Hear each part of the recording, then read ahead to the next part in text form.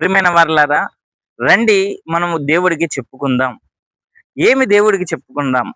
మొదటిగా మనకెదురైన పరిస్థితులను దేవుడికి చెప్పాలి.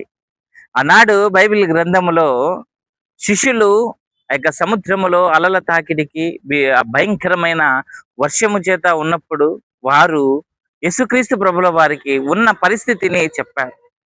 అలాగే మనకున్న ప్రతి పరిస్థితిని మనము దేవుడికి చెప్పాలి. రెండవదిగా మనము మనకున్న అనారోగ్య పరిస్థితులను దేవుడికి చెప్పాలి. ఆనాడు పేతురు అత్త జ్వరముతో బాధపడుతూ ఉన్నప్పుడు వారు ఆయనకు ఆమె గూర్చి చెప్పారు. యేసుక్రీస్తు ప్రభుల వారు ఆమెకు స్వస్థతను అనుగ్రహించాడు. అలాగే మనము మూడవదిగా ఉన్నది ఉన్నట్లుగా చెప్పాలి. మన జీవితంలో ఏదైతే ఉందో, ఏమి చేయలేమో, ఏమి చేయగలుగుతామో దాన్ని చెప్పాలి.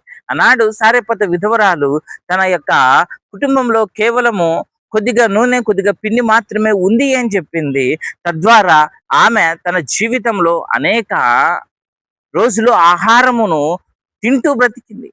ఈరోజు నీవు, నేను, మనం కూడా మన కుటుంబంలో ఉన్నదాన్ని ఉన్నట్లుగా చెప్పాలి.